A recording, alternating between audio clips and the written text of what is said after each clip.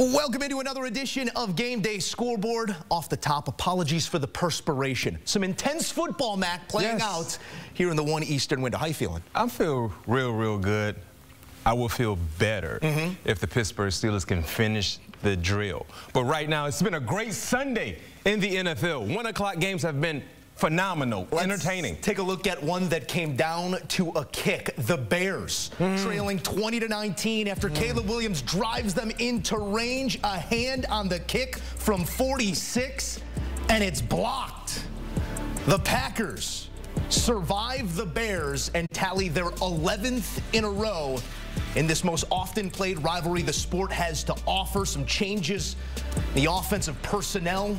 New play caller for Chicago. Offense looked more fluid throughout. Caleb Williams, 23 of 31. Showed some ability on the ground as well with 70 rushing yards. This Bears offense that had not found the end zone in 2 consecutive games gets there a couple times. They put together the drive. The kick will not go. The Packers survive and advance to 7-3. All right, Mac, I guess to lead off here, if you're Green Bay, how are you feeling? This is a team squarely in that NFC playoff picture, and you feel like maybe you stole one here on the road. No question. If you're the Packers, you feel outstanding because you were going into enemy territory. This was like a trap game when you look at what was going on with the Chicago Bears firing their OC, you know, making some changes. Of course, you felt like you were going to get a different Bears effort, especially from the young quarterback in Caleb Williams, and he delivered. So for the Green Bay Packers, you look at everything that was faced against you going into this ball game, and winning the ball game the way you did, where you didn't get your best Jordan Love effort, his performance.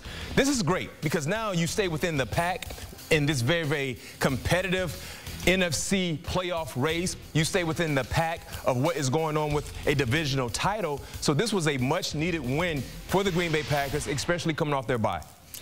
Mac, you know where I stand on this rivalry. I think our viewers that are here with any sort of regularity do as well. The Bears, it's not often that we see what we saw in the final 3 minutes of this game. The questions in front of anybody new in Hallis Hall, coaches, quarterbacks, whoever it may be, can you beat the Packers? And is the quarterback good enough to lead one of those drives?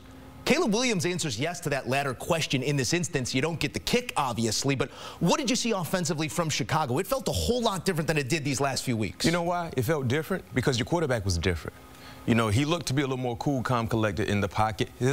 First and foremost, let's applaud the offensive linemen for the Chicago Bears because they put forth a better effort compared to what they did not do in previous weeks. So that allowed your young quarterback to be relaxed in the pocket. And I love when he's taking off because he's at his best when he's improvising and becoming a +1 in the running game. And most importantly, too, he didn't force anything, Joe. You know, you have to love a young quarterback when he is taking what the defenses they're giving him, and that's what we saw for Caleb Williams. But this is another devastating loss for the Chicago Bears, and this is going to put more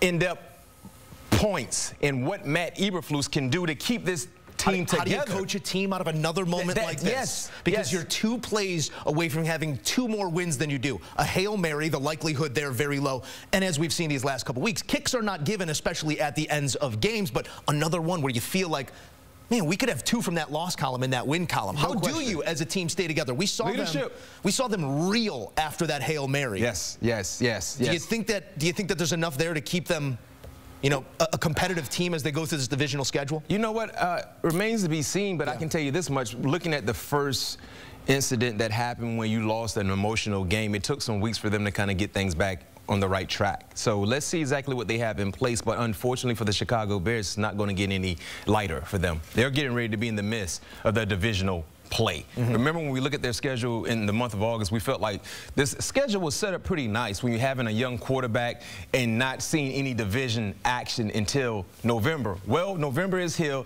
and division action is here also, so they won't have any room to really relax or take a sigh of relief because next week is another gauntlet coming. I know it's the toughest schedule remaining in the NFL. I know they're looking at their entire NFC North slate beyond this Green Bay game. They'll play Green Bay again in Week 18, but does this game, there are no moral victories, but does this game change the way you look at the Bears across that divisional schedule? That they could come into a matchup like this as heavy underdogs and comport themselves quite nicely. No, it doesn't, because I really felt like this was a talented roster. Yeah. Right? Especially when healthy. It was a plus having Montez Sweat back in the lineup because we saw what he can do as an individual pass rusher. So I felt like this is a team that was supposed to be competitive. You had more concerns at the quarterback position with your rookie quarterback, but everything else surrounding him is there. So another devastating loss, but this is a team that's equipped to be able to compete. They have talent. They just got to find a way, Joe, to finish ball games.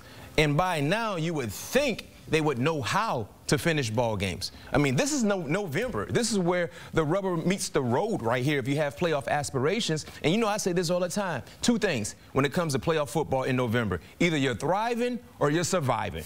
And right now, it feels like the Bears, at this point, they're just trying to survive. That's not good enough. Back and forth ball game, but again, 11 in a row for the Packers over the Bears. No wins for the Bears in that rivalry since 2018.